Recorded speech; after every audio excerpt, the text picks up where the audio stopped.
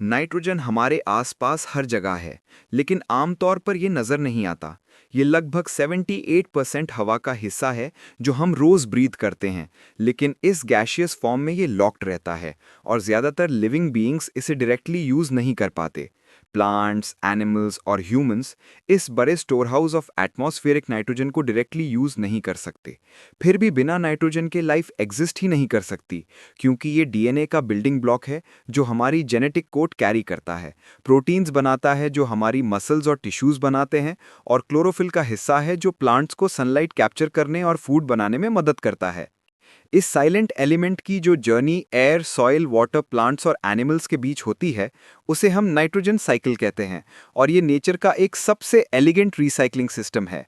Cycle शुरू होता है जब नाइट्रोजन गैस एटमॉस्फेयर से ऐसी फॉर्म में कन्वर्ट होता है जो प्लांट्स इजीली अब्जॉर्ब और यूज कर सकें। इस प्रोसेस को नाइट्रोजन फिक्सेशन कहते हैं। ये कई तरीकों से हो सकता है। जब powerful lightning bolts nitrogen molecules को तोड़कर नाइट्रेट्स में कन्वर्ट कर देते हैं, तो ये रेन वाटर के साथ सॉइल तक पहुंचता है। और सबसे इंपॉर्टेंट काम छोटे माइक्रो ऑर्गेनिजम्स करते हैं, जिन्हें नाइट्रोजन फिक्सिंग बैक्टीरिया कहते हैं।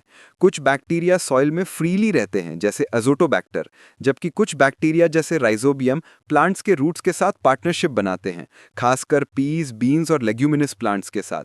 ये बैक्टीरिया रूट नोड्यूल्स के अंदर रहते हैं और प्लांट्स को नाइट्रोजन देते हैं, जबकि प्लांट्स इन्हें शेल्टर और फूड देते हैं। इनके थ्रू नाइट्रोजन गैस अमोनिया में कन्वर्ट होता है, जो प्लांट्स के लिए इजीली यूजेबल है।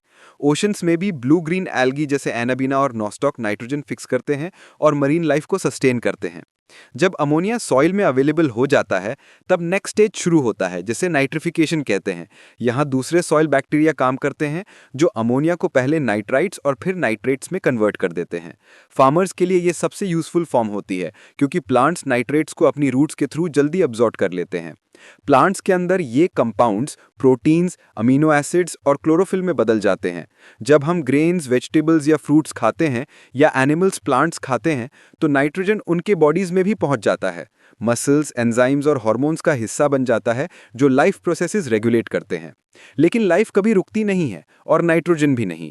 जब प्लांट्स और एनिमल्स मर जाते हैं या जब एनिमल्स वेस्ट प्रोडक्ट्स जैसे यूरिया रिलीज करते हैं, तो उन सब में नाइट्रोजन होता है। डीकंपोजर ऑर्गेनिजम्स जैसे बैक्टीरिया और फंगाई यहाँ अपना रोल प्ले करते हैं और डेड मैटर को अमोनिया में तोड़ देते हैं। इस तरह नाइट्रोजन सॉइल में वापस आता है और दोबारा प्लांट्स के लिए रेडी हो जाता है।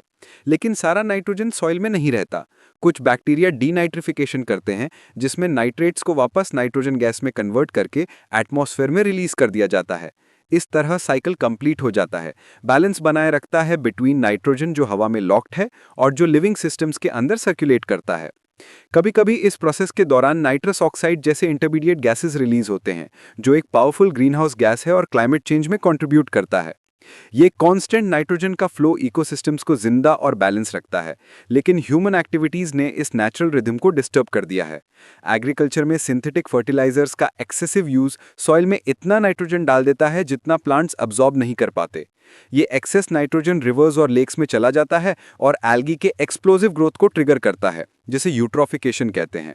ये thick green algal blooms sunlight को ब्लॉक कर देते हैं, एक्वेटिक लाइफ को सफोकेट कर देते हैं और आखिर में डेड जोन्स बना देते हैं जहां फिश सर्वाइव नहीं कर पाती। इसी के साथ फॉसिल फ्यूल्स जलाना, व्हीकल एग्जॉस्ट और industrial processes nitrogen oxides release करते हैं, जो एयर पोल्यूशन, स्मॉग और एसिड रेन को बढ़ाते हैं। दूसरी तरफ कई नेचुरल इकोसिस्टम्स में नाइट्रोजन की कमी हो गई है, राइजिंग कार्बन डाइऑक्साइड और ग्लोबल चेंजेस की वजह से। प्लांट्स जब हाई CO2 लेवल्स में ग्रो करते हैं, तो उन्हें एक्स्ट्रा नाइट्रोजन की डिमांड होती है, लेकिन सॉइल हमेशा उतना प्रोवाइड नहीं कर पाती। इस वजह से स्टंटेड ग्रोथ और न्यूट्रिएंट इम्बैलेंस हो जाता है। नाइट्रोजन की कमी पूरी फूड चेन्स को अफेक्ट कर सकती है, इंसेक्ट्स की पॉपुलेशन कम हो जाती है और फॉरेस्ट की हेल्थ गिर जाती है। ज्यादा नाइट्रोजन भी खतरनाक है, क्योंकि यह ड्रिंकिंग वाटर को पॉइजन कर देता है और ह्यूमंस के हेल्थ को हार्म करता है, जैसे इंटेस्टिनल कैंसर्स या इन्फेंट्स में इलनेसेस। इन चैलेंजेस के बावजूद नाइट्रोजन साइकिल एक सबसे वाइटल नेचुरल प्रोसेस है। यह इंश्योर करता है कि नाइट्रोजन जो एटमॉस्फेयर में अबंडेंट है लेकिन अनयूजेबल फॉर्म में, कंटिन्यूअसली कन्वर्ट होता रहे इनटू यूजेबल फॉर्म्स जो लाइफ को सस्टेन कर सके। ये cycle sky, soil, reverse, oceans और हर एक लिविंग क्रीचर को एक इनविजिबल नेटवर्क में कनेक्ट करता है। हर एक बाइट ऑफ फूड जो हम खाते हैं, हर एक ग्रीन लीफ जो हम देखते हैं और हर एक ब्रेथ ऑफ ऑक्सीजन जो हम लेते हैं, किसी ना किसी तरह इस साइकिल का रिजल्ट है।